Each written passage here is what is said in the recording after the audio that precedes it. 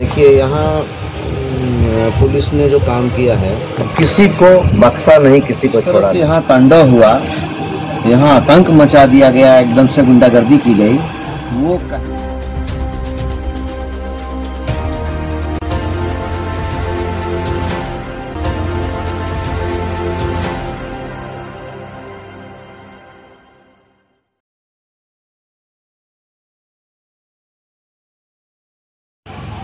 नमस्कार, मैं हूं धनंजय वैद्य और आप देख रहे हैं न्यूज़ ग्लोबल 24 बिहार झारखंड। मैं इस वक्त मौजूद हूं चरण बाजार में। ये चरण वही बाजार है जो बीते कुछ दिनों से सुर्खियों में ये तब्दील हुई है।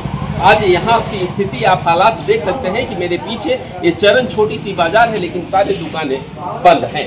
यहाँ के लोगों के द्वारा ये बताया जा रहा है कि पुलिस की बर्बरता के विरोध में हम सबों ने दुकान बंद किया है। औरंगाबाद पूर्व सांसद सुशील कुमार सिंह आज पीड़ितों से मिलने चरण बाजार पहुंचे। यहाँ के लोगों ने अपनी पुलिसिया कहर और तांडव को आंखों देखी हाल सांसद को सुनाया। वो जख्म भी दिखाए जहाँ पुलिस के डंडों ने शरीर पर निशान छोड़ी थी।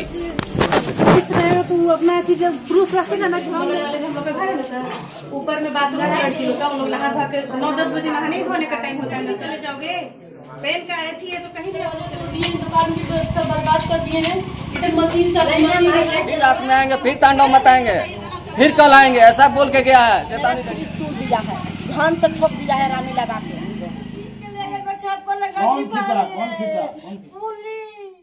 पूर्व सांसद सुशील कुमार सिंह ने चरण बाजार को चप्पे चप्पे को देखा और पुलिसिया तांडव का नमूना जो इन्हें साफ तौर पर नजर आया। साथ ही उन्होंने यह भी बताया कि पुलिस ने बच्चा से लेकर 80 साल तक बूढ़े किसी को नहीं छोड़ा, जो दुर्भाग्यपूर्ण है। ऐसे पुलिस पदाधिकारी के ऊपर कार्रवाई होनी जरूरी है। यहाँ के लोग सब्र के परिचायक हैं, जबकि यह काम पुलिस का था। उन्होंने आगे बताया कि ऐसे पदाधिकारी मनमानी तरीके से तानाशाह रवैया के साथ कानून व्यवस्था चलाना चाहते हैं। इसके विरुद्ध सांसद ने लोगों के समक्ष समर्थन में मोर्चा खोल दिया है। उन्होंने पुलिस पदाधिकारी और आबकारी विभाग के पदाधिकारियों को दोषी माना है कि यहाँ पुलिस ने जो काम किया है वो पुलिसिंग नहीं है, ये तांडव किया है, गुंडागर्दी किया है। और इसमें पुलिस ने किसी को नहीं बख्शा। 1.5 साल के बच्चे से लेकर 70-80 साल तक के बुजुर्ग को पीटा है, पुरुषों को पीटा, महिलाओं को पीटा, बच्चों को पीटा और बच्चियों को पीटा। मतलब किसी को बख्शा नहीं, किसी को छोड़ा नहीं। इसमें हम पुलिस प्रशासन से और आबकारी विभाग से दोनों से ये पूछना चाहते हैं कि जिस व्यक्ति ने गलती की या शराब का धंधा अगर इल्लीगल करता था तो वो एक व्यक्ति दोषी हो सकता है। उसके ऊपर कानून के तहत आप जो कार्रवाई करें, पूरा जनता उसका समर्थन करने को तैयार है। लेकिन अगर जिस तरह से यहाँ तांडव हुआ, यहाँ आतंक मचा दिया गया, एकदम से गुंडागर्दी की गई, वो कहीं से भी क्षम्य नहीं है। अगर पूरा गांव दोषी है, अगर पूरा गांव शराब के धंधे में लिप्त है, तो ये भी आबकारी और पुलिस का फेलियर है कि आपका कोई प्रभाव नहीं है, आपकी तरफ से कोई कार्रवाई नहीं होती, इसलिए गांव का गांव शराब के इल्लीगल व्यापार में लिप्त है। अगर ऐसा है तो ये भी पुलिस का ही और आबकारी विभाग का ही, एक्साइज का ही फेलियर है। लेकिन यहाँ जैसा कि बताया गया कि किसी एक व्यक्ति जो शायद जांच का विषय है, शराब का कारोबार करता होगा, जो अभी तक पुलिस की गिरफ्त से बाहर है। जो लोग पकड़े गए हैं 7 लोग, किसी का नाम नहीं, और उसमें बुजुर्ग भी हैं, निर्दोष लोग हैं।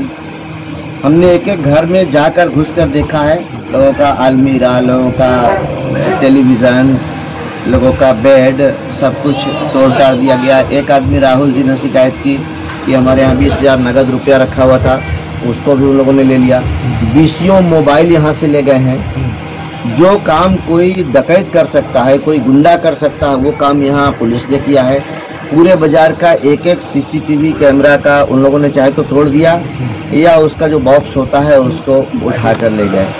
तो ऐसा तो साक्ष्य मिटाने के लिए गुंडे करते हैं, जो काम पुलिस ने किया। पुलिस अगर कहीं किसी बाजार में सीसीटीवी कैमरा लगा होता है तो पुलिस किसी क्राइम को डिटेक्ट करने के लिए उसका सहारा लेती है, तो उस सहारे को ही, उस माध्यम को खुद पुलिस ने ही डिस्ट्रॉय किया, यानी उसको तोड़ दिया। मतलब कहीं से पुलिस ने जो किया है ये कहीं से भी उचित नहीं है, सही नहीं है और ये क्षम्य भी नहीं है।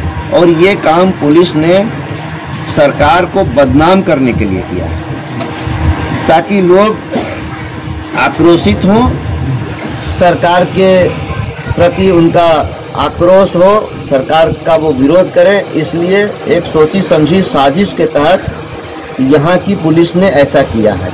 और पुलिस इतनी तैयारी से आई थी कि गैस कटर लेकर आई थी, जैसे लग रहा था कि तब बहुत बड़े आतंकवादी को पकड़ने आई है। और गुस्से का कारण भी है, हथौड़ा लेकर, गैस कटर लेकर बेड तोड़ दिया, अलमीरा तोड़ दिया, टेलीविजन तोड़ दिया। ऐसा तो गुंडागर्दी, ये तो गुंडे करते हैं, अपराधी करते हैं, जो काम पुलिस ने किया। और शुरुआत कहाँ से होती है कि सादी वर्दी में, पुलिस की वर्दी में भी नहीं, सादी वर्दी में अनऑथराइज रूप से किसी एक घर में जहाँ की औरतें थी, बच्चियाँ थी, और उस समय 9-10 बजे का समय नहाने धोने का होता है, वहाँ औरतें बच्चियाँ स्नान कर रही थी। उसी समय वहाँ कोई पुरुष पुलिस अधिकारी जो कि सादी वर्दी में था घुस जाता है, तो निश्चित रूप से इसका विरोध तो होगा, ये स्वाभाविक है, क्योंकि कोई अनजान आदमी किसी के घर में अनधिकृत रूप से बिना बताए प्रवेश कर जाएगा और लोग उस समय किस अवस्था में है, नहा रहे हैं, धो रहे हैं, तो स्वाभाविक विरोध है। यहाँ तो पुलिस ने जो गलती की, बहुत बड़ी घटना हो सकती थी, लेकिन जनता ने धैर्य का परिचय दिया कि जिस अधिकारी ने ऐसी गलती की उनके पास अपना कोई परिचय पत्र तक नहीं था, ना ही वो पुलिस की वर्दी में थे। लोगों ने उनको भागते हुए पकड़ा, लेकिन जिस तरह से आक्रोश था, अगर लोग उग्र हो जाते तो उनकी जान है कि सरकार के कंट्रोल में नहीं है। लेकिन हाँ, कुछ ऐसे अधिकारी या आदमी उच्छृंखल होते हैं, कुछ बहुत ज़्यादा अपने आप को डेयरडेविल समझते हैं कि हमारे सामने ना कानून है, ना उच्चाधिकारी हैं, ना सरकार है, ना अनुशासन है। तो ऐसे बहके हुए लोगों को, ऐसे सनकी लोगों के ऊपर निश्चित रूप से कड़ी से कड़ी कार्रवाई होनी चाहिए। यहाँ तो जो जिस अनुशासन और धैर्य का परिचय पुलिस को देना चाहिए था, वो काम तो जनता ने किया है। और जनता ने ही 112 पे डायल करके पुलिस को बुलाया है। अगर यहाँ की जनता गलत होती, जनता गलत कामों में लिप्त होती, तो पुलिस को क्यों सूचना देकर यहाँ बुलाती? ये बड़ी बात है। लेकिन यहाँ तो रक्षा करने के लिए जनता ने पुलिस को बुलाया, तो रक्षक ही भक्षक बन गए और निर्दोष लोगों को जो जहां मिला उसको मारा। कई लोग अपना घाव अभी भी दिखा रहे हैं, महिलाएं दिखा रही हैं, पुरुष दिखा रहे हैं, बच्चे दिखा रहे हैं, बच्चियां दिखा रही हैं कि किस तरह से उनके साथ अमानवीय व्यवहार किया, किस तरह से उनके साथ एट्रोसिटी हुआ। घटना के कई दिनों के बाद भी अब तक सामान्य स्थिति नहीं है, लोग खौफ में हैं। क्या सरकार आपकी तरफ से करेगी? प्रशासन तो कुछ कार्रवाई हो नहीं रहा है यहाँ पर। इस मामले में भी स्थानीय जिला प्रशासन पूरी तरह से दोषी है।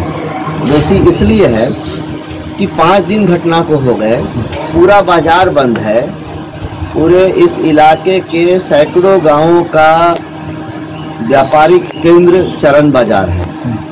अपनी जरूरत का सामान खरीदने सैकड़ों गांव के लोग चरण बाजार ही आते हैं। सबसे पुराना किसी के घर में सबसे पुराना बाजार है, किसी के घर में शादी ब्याह होगी, किस लोकल बाजार से ही लोगों का लेन देन रहता है, नगद उधार सब चलता है। अगर यही चीज कहीं और बड़े शहर में जाएंगे तो वहाँ उनका कोई जान पहचान नहीं है, परिचय नहीं है, तो वहाँ उनको नगद के आधार पर काम करना पड़ेगा, खरीदना पड़ेगा सामान। लेकिन यहाँ परिचय होता है, लोगों का रिश्ता है। तो ये परेशानियाँ हो रही हैं इस गांव के ही लोगों की, इस बाजार के लोगों को ही नहीं, बल्कि अगल बगल के सैकड़ों गांव के लोगों को परेशानी हो रही है इस बाजार के बंद होने से।